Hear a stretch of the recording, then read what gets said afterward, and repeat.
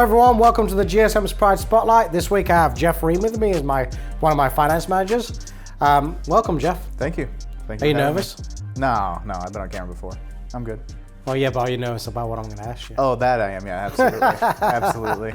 See, that's what I love about it. Everyone gets nervous about what I'm going to ask. Okay, so we're going to start off. Let's go back to your childhood a little bit. Okay. Born and bred in St. Louis? Yes. Born and bred, St. Charles County, elementary, middle, high school, all the way What high here. school did you go to? Francis Howell North. Okay. Howell North in St. Charles. Then went away to college. What college did you go to? Columbia College in Chicago. It's in the South Loop. It's an art school. Went originally for music composition. Ended up transitioning over to film and TV. Okay. And we'll touch on film and TV because you had a little bit of a stint there, didn't you? I did. And so where did you go to? So Columbia College. whereabouts is that? It's in the South Loop of Chicago. So you downtown. you did live in Chicago? Yeah, downtown, yeah. How long did you live in Chicago for? In Chicago downtown for only a couple of years. Then we moved out to the western side, and then I commuted in because it's cheaper. So you Much moved cheaper. there just for college? Just You for didn't- college, No correct. family or anything like that? I have a daughter up there that I got when I was in college, but yeah, then moved back. But Well, you just originally found- up there. You just found her? Just found her on the streets. Yeah. Hey, I got a daughter. She Just needs got a her. dad. Yeah. So let's touch on that a little bit. So you're in college. You meet your baby mama in college, then I guess. Same kind of. She didn't go to my school. We met through a friend because she's from the western part of the Chicagoland area. But yeah, just met her through a friend. How old's your daughter now? She'll be, oh my God, 10 this year. 10. Yeah. And what are you? 20? Oh no, 11. I apologize. She's 10 now. She'll be 11. How old are you? I am 32.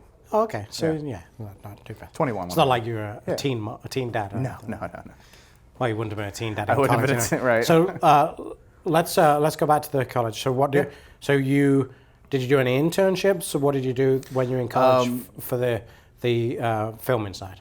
So there was a little bit of stuff here and there. We worked on some practicum films with the actual department, and then also worked with just a bunch of like outside like companies, just filming little things here and there. So they were kind of internships, but they were more of like, hey, let's go to this college and hire a bunch of these free labor. That's essentially what it did. They can call them an internship, but they were just unpaid help.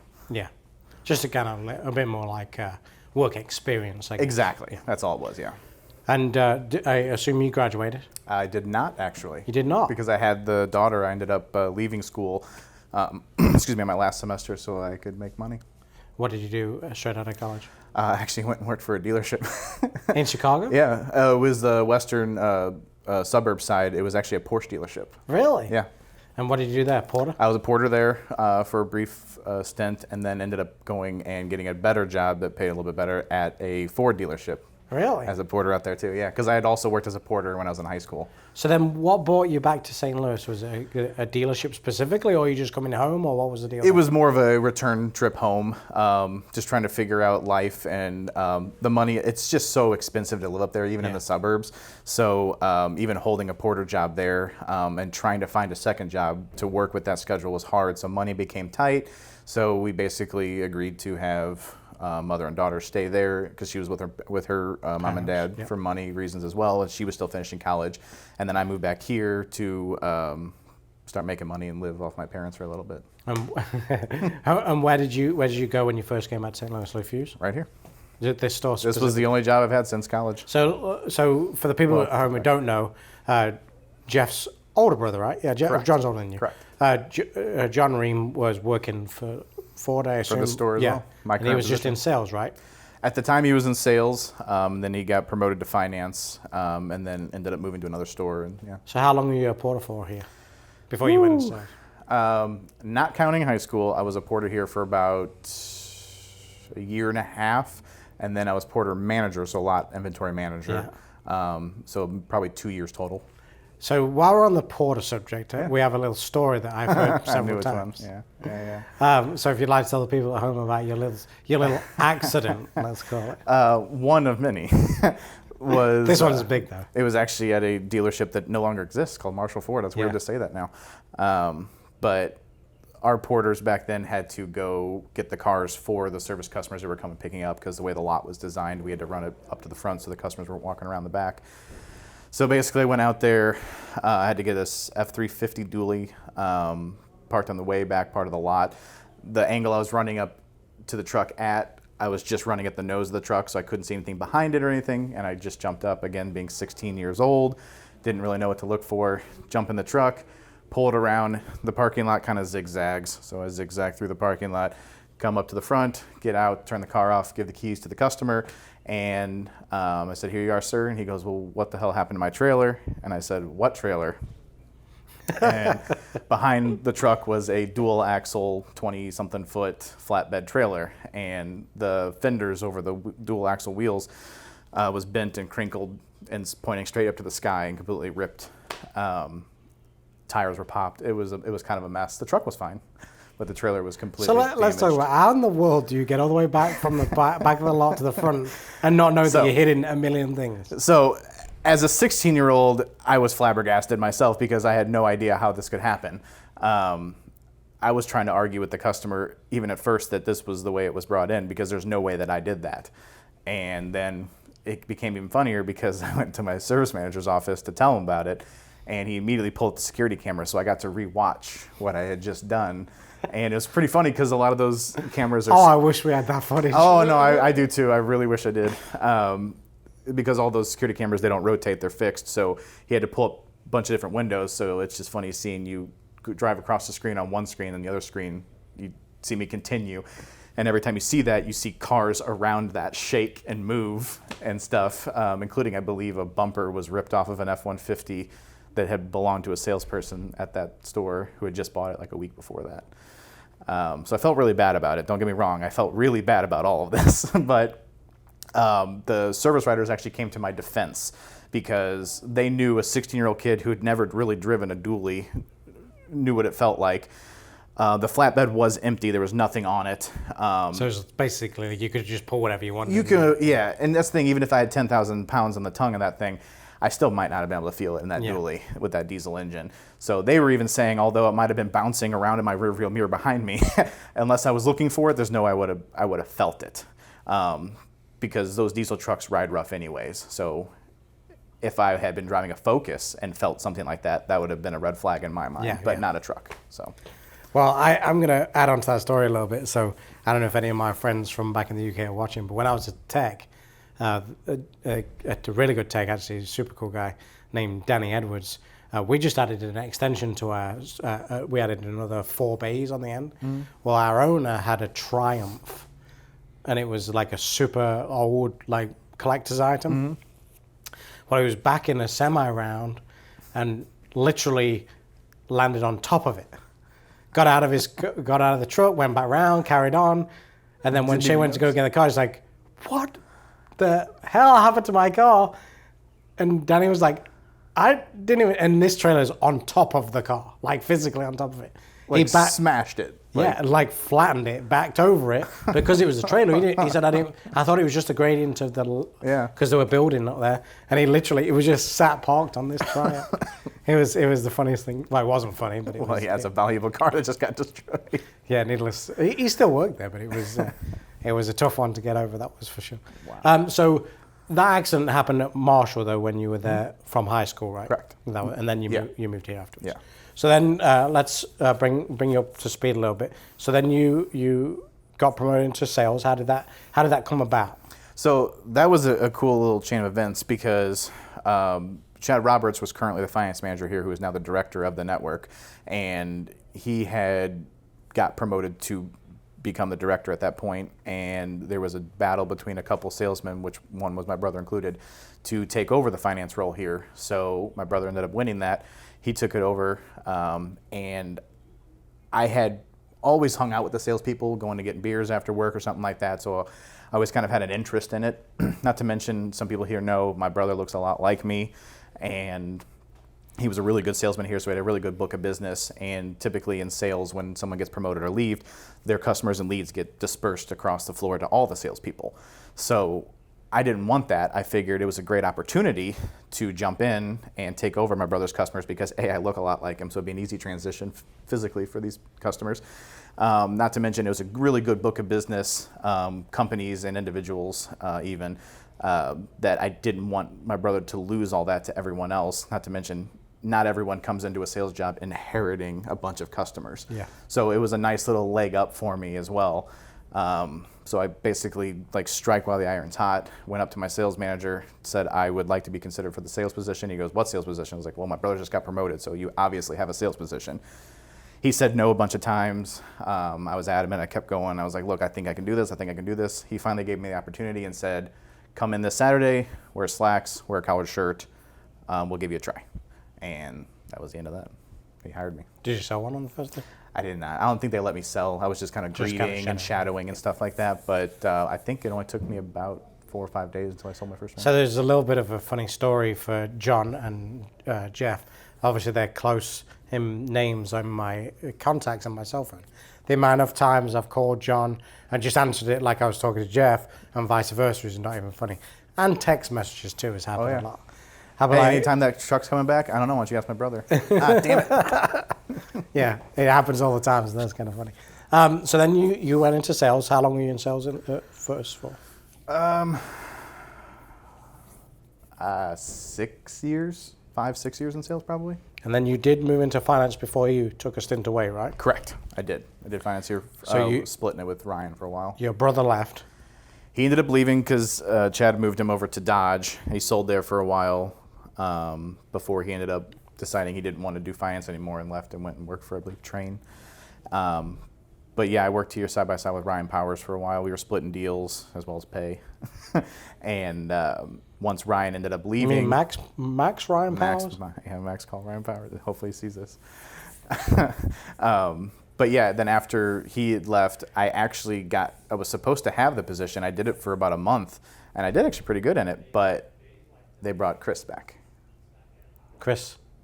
Cunningham. Oh, Cunningham, yes. So they brought Chris Cunningham back, so I kind of got thrown into more of a hybrid desk / backup finance position. And then after Chris left, they finally were like, fine, you can have it. So they let me have it. Chris wasn't here for long though, was he? 3-4 months. Maybe. Yeah, I was going to say it wasn't much. 3-4 months. So if you're watching, Chris, hope everything's good in Florida. Have you ever seen that movie, Catch Me If You Can? Yeah, that's him. It's Chris Cunningham. Yeah, that's him. Just kidding.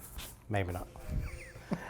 So let's talk about the little bit, because obviously when I first came here, you weren't here yet.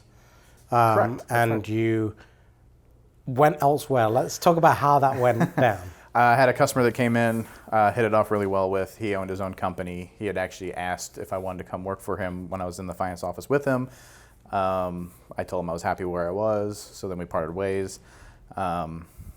Stress got to me. My daughter, and not being able to see her as much, started getting to me as she was getting older in age. Wanted to spend more time with her, and you can't really do that at this job. Unfortunately, the hours don't really, unless you plan it perfectly, which is hard when you have a separate family in a different city. Yeah, I was going to say the difference is as well.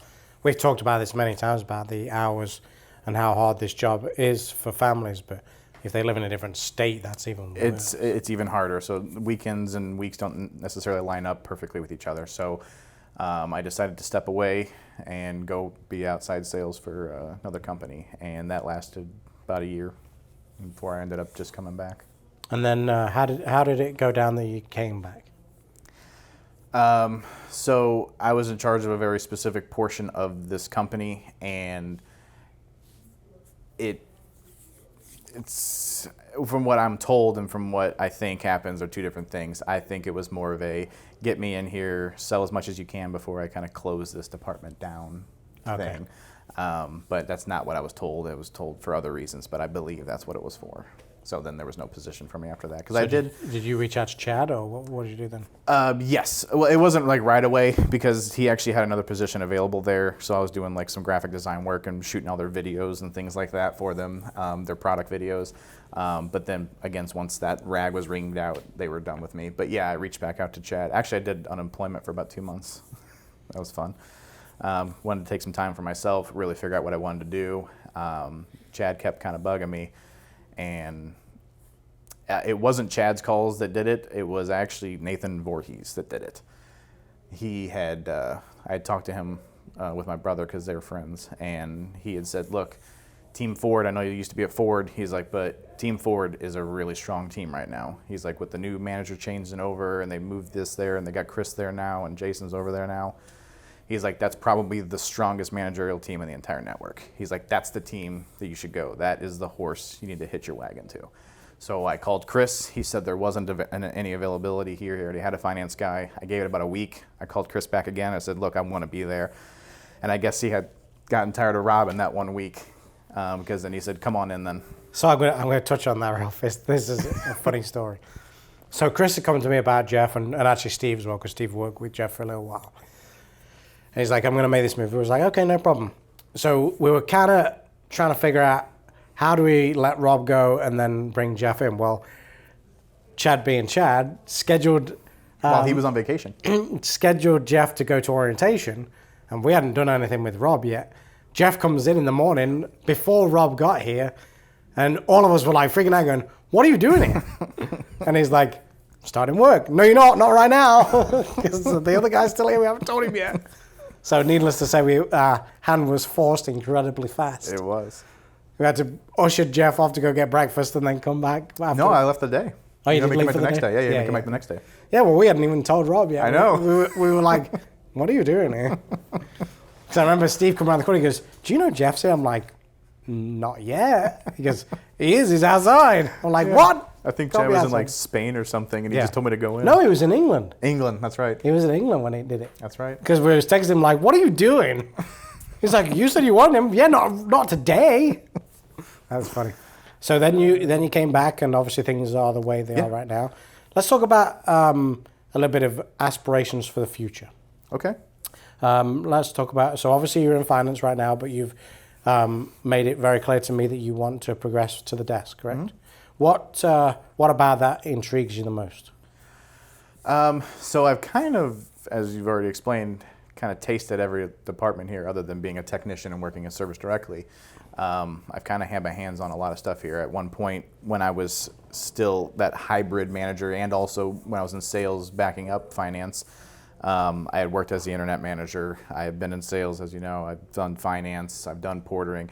I've done a lot of stuff here, and desk is really the only thing that I haven't fully done. Like I said, it was a hybrid for a little bit, so I did desk deals, but it was when Steve didn't want to, and usually just have him do it. So I would like to be in control of that. I'm intrigued by the actual like sales department itself. As far as, hold on, I'm getting a phone call. As the sales managers go, like the pricing, the rebates, the reporting, and all that stuff. I don't know why it's the boring stuff, but to me that's interesting. I like that that dealership busy work, I guess. If you so what brings me on to my final question for you. And we've had this conversation many times, but I thought I'd throw it in at the end in front of a camera. Okay. What drives you, Jeff? What is it about? What is it that you're looking for? Because I've asked this question many a time. You have. I don't believe I've ever got a real answer out of it. So I thought this would be another opportunity to maybe see if a camera made you tell me. I mean, I'm 32 years old. I haven't 100% figured out what I want, but I know that if I am going to dedicate myself to the car industry, what drives me is success. I want to see this store success under like us as managers. I like that. Like when I was in sales, it was different. I couldn't control it. I could just sell my cars and make my money on it. But with the aspirations of wanting to move to the desk and move up in this company, which this company is fantastic for. Of all the companies I've ever worked for, which isn't that many, but vertical integration is not that existent. You know, they'll do outside hires and skip over people all the time, but Lou Fuse is really good with hiring from within and creating their own brand and their own person that they want working for their dealerships. So I guess my drive is to achieve the highest level that I can achieve in this company. I don't think a GM position will come across anytime soon. There's a lot of young ones out there right now. But you never know in the future. They could expand to more dealerships and have more opportunities. So I just, what drives me is I want to be in that position to where upper management has to make moves for other upper management. I want to be in consideration for that. Okay, well that's a better explanation than I've had before. So I understand what you're saying is you feel that from the finance office it would be there's another step to go before you can go to the next level. Absolutely there is. If you haven't worked on the desk and in finance, I don't think you're fit for any position above that, personally. Oh, I agree. One thing I will touch on, I was lucky enough, I guess, to go straight into a desk manager role before I'd done finance. And at the time, I used to say, oh, I don't necessarily agree with that until I did finance, and I was like, I get it now. Mm-hmm. So my honest opinion is I think the natural progression is sales, finance, desk, and then on, because you get to learn a lot more about the business in the finance office for sure. I agree. Well, that's all I got. Have you got anything else? I don't have anything, no. I can't think of. You want to tell everyone to come buy a bunch of warranties and car passes? Yes, please consider warranties. And car pass and fuse guard. And car pass and fuse guard. All the products we have. They're not snake oil. They actually will protect you. All my family carries warranties as well because they take care of everything. Well, thanks for joining me, Jeff. It wasn't as bad problem. as you thought it was going to be. It was not. Thank you for having me. Appreciate it. Thanks for watching, folks, and I'll see you all next week. As always, over at Lou Fuse Ford, we can replace the car but not the customer.